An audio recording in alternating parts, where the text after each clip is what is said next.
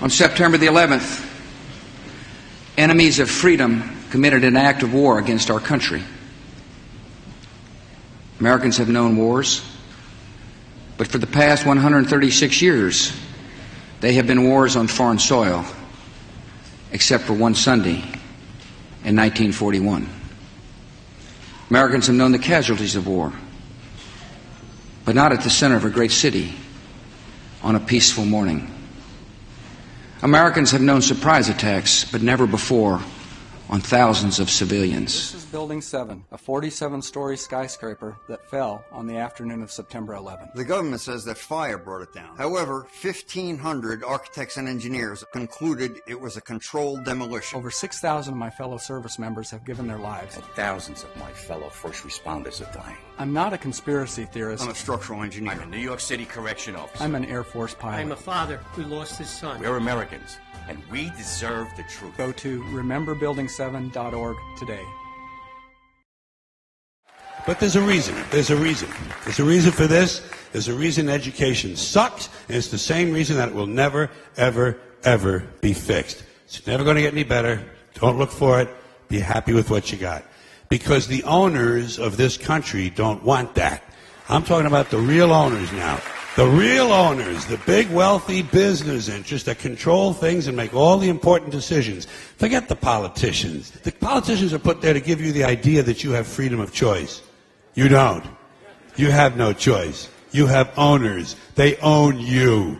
They own everything. They own all the important land. They own and control the corporations. They've long since bought and paid for the Senate, the Congress, the state houses, the city halls. They got the judges in their back pockets. And they own all the big media companies, so they control just about all of the news and information you get to hear. They got you by the balls. They spend billions of dollars every year lobbying to get what they want. Well, we know what they want. They want more for themselves and less for everybody else. But I'll tell you what they don't want. They don't want a population of citizens capable of critical thinking. They don't want well-informed, well-educated people capable of critical thinking. They're not interested in that. That doesn't help them. That's against their interest. That's right. They don't want people who are smart enough to sit around the kitchen table and figure out how badly they're getting fucked by a system that threw them overboard 30 fucking years ago. They don't want that. You know what they want? They want obedient workers. Obedient workers. People who are just smart enough to run the machines and do the paperwork and just dumb enough to passively accept all these increasingly shittier jobs with the lower pay, the longer hours, the reduced benefits, the end of overtime, and the vanishing pension that disappears the minute you go to collect it. And now they're coming for your Social Security money. They want your fucking retirement money. They want it back so they can give it to their criminal friends on Wall Street. And you know something? They'll get it. They'll get it all from you sooner or later because they own this fucking place. It's a big club, and you ain't in it. You and I are not in the big club. And by the way, it's the same big club they use to beat you over the head with all day long when they tell you what to believe. All day long, beating you over the head in their media, telling you what to believe, what to think, and what to buy. The table is tilted, folks. The game is rigged. And nobody seems to notice. Nobody seems to care. Good, honest, hard-working people, white collar, blue collar, doesn't matter what color shirt you have on. Good, honest, hard-working people continue. These are people of modest means. Continue to elect these rich cocksuckers who don't give a fuck about them. They don't give a fuck about you. They don't give a fuck about you. They don't care about you at all. At all. At all. Yeah. You know? And nobody seems to notice, nobody seems to care. That's what the owners count on, the fact that Americans will probably remain willfully ignorant of the big red, white, and blue dick that's being jammed up their assholes every day. Because the owners of this country know the truth. It's called the American dream, because you have to be asleep to believe it. Canadian warships are called HMCS, Her Majesty's Canadian Ship. And in Australia, they're called HMAS, Her Majesty's Australian Ship. Canada's National Police Force is called the Royal Canadian Mounted Police. All government contracts are between a company or individual and Her Majesty. Court summons are issued in the name of the Queen, and all public inquiries are called royal commissions. Commonwealth money carries the Queen's image worldwide as a reminder of her authority. The Queen is the lifetime hereditary head of state of Great Britain and her colonies and is unelected and unaccountable. It is against the law to advocate the abolition of the monarchy. After the Revolution, the French started calling her the Lady, but in English, the Queen is still the Queen. Move, I tell you. Originally, in India, Persia, and Arabia, she was male and weak. Check, Your Grace. But she changed sex in Europe in the Middle Ages and became the strongest of all chess pieces. I fear the Queen is powerless now. The Queen is never powerless. For example, What is the cost to British taxpayers to support the Queen and her blue blood entourage? The Public Accounts Committee and National Audit Office are forbidden to examine Queen Elizabeth Windsor's family finances, but the civil list payments are reviewed every 10 years. So for the year ended March 2002, the running expenses of the Windsor household were £7.9 million. Family spending, £35.3 million. Security, £30 million. And the list goes on.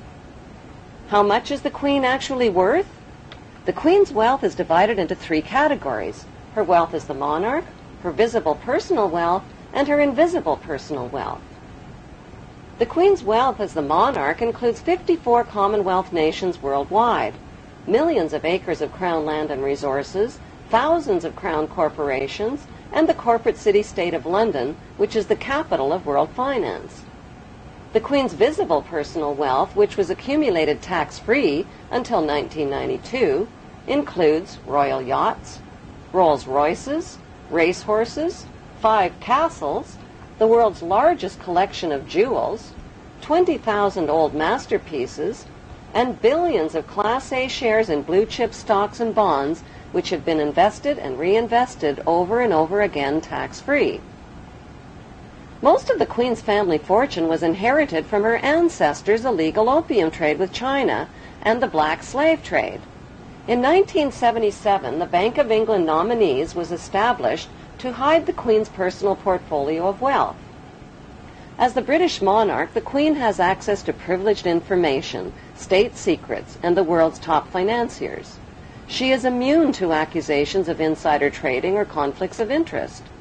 Her financial portfolio includes Rio Tinto, General Electric, Royal Dutch Shell, British Petroleum, Archer Daniels Midland, and the list goes on. The Queen's visible billions are but a tiny fraction of her invisible wealth accumulated through the black nobility. What is the black nobility? The black nobility is a wealthy aristocracy of elite ruling families who solidified their power in the 12th century by intermarrying with the wealthy godfather families of Venice, Italy. During the bloodbaths of the Christian Crusades, this brutal Italian oligarchy captured the trading monopolies. Over the centuries, the black nobility have used their power and wealth to rape, plunder, and exploit every corner of the globe. Dr. John Coleman's book, The Committee of 300, describes the history of assassinations, kidnappings, robbery, rape, blackmail, coercion, and terror committed by these inbred families on a grand scale. Today, they enrich themselves from the illegal drug and arms trade using well-distanced intermediaries.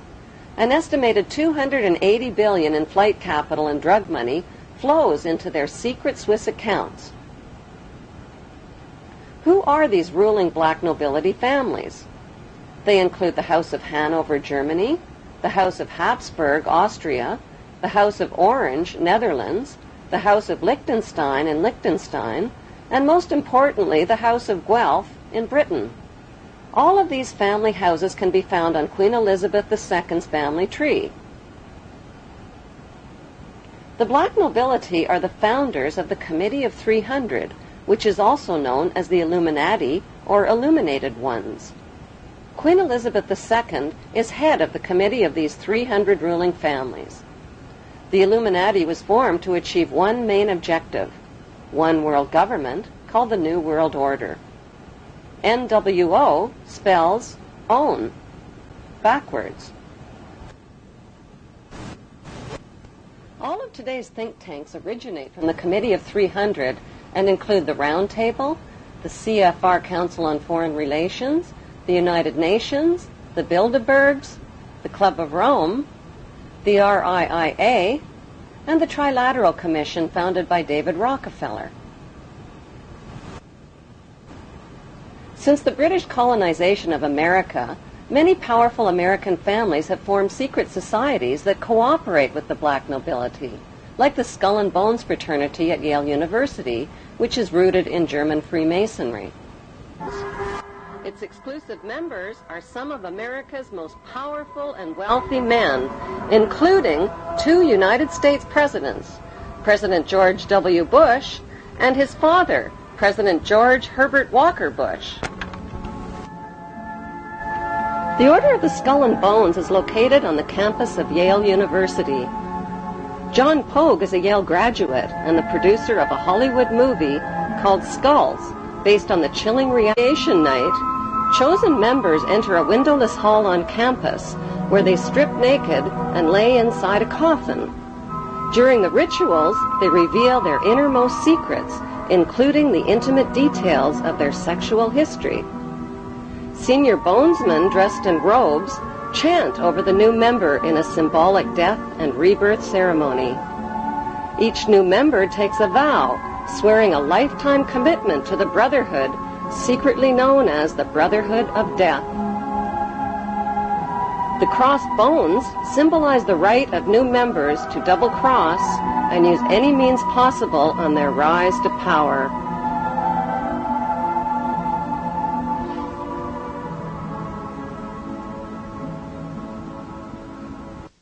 They're supposed to recount their entire sexual histories in sort of a dimly lit, cozy room. The other 14 members are sitting on plush couches, and the lights are dimmed, and there's a fire roaring.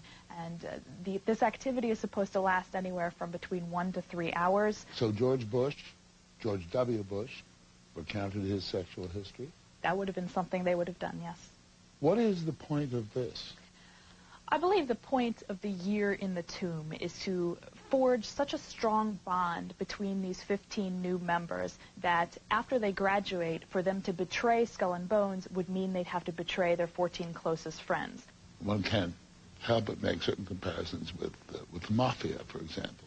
Secret society, bonding, stakes may be a little higher in one than the other, but everybody knows everything about everybody, which is a form of protection. I think Skull and Bones has had slightly more success than the mafia, in the sense that, you know, the leaders of the 5 families are all doing 100 years in jail, and the leaders of the Skull and Bone families are doing 4 and 8 years in the White House. Bones is not restricted to Republicans. Yet another Bonesman has his eye on the Oval Office. Senator John Kerry. Skull and Bones is so tiny, that's what makes this staggering. 15 people there are only a year. 15 people a year, which means there are about 800 living members at any one time. We know that a lot of bonesmen have gone to positions of great power. That's what Skull and Bones' purpose is, to get as many members as possible into positions of power. Though there is this mythology about Skull and Bones pulling the strings of government. You're saying the fact is Skull and Bones are pulling the strings of government. They do have many individuals in influential positions, and that's why this is something that we need to know about.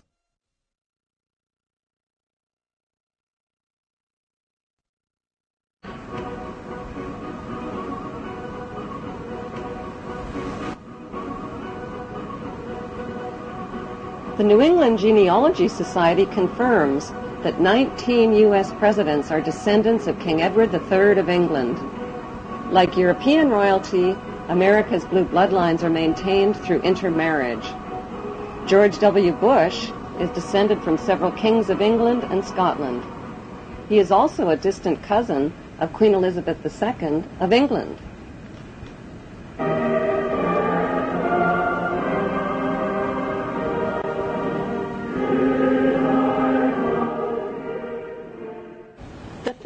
Of the Committee of 300 have given birth to the Tavistock Institute, HARP, the RAND Corporation, Stanford Research Institute, and the Institute for Policy Studies, among others. One study group at the RAND Corporation specializes in predicting the timing and direction of thermonuclear war. These institutes and corporations are engaged in the secretive development of brainwashing and population control techniques, the mapping and patenting of human and animal DNA, and the genetic engineering.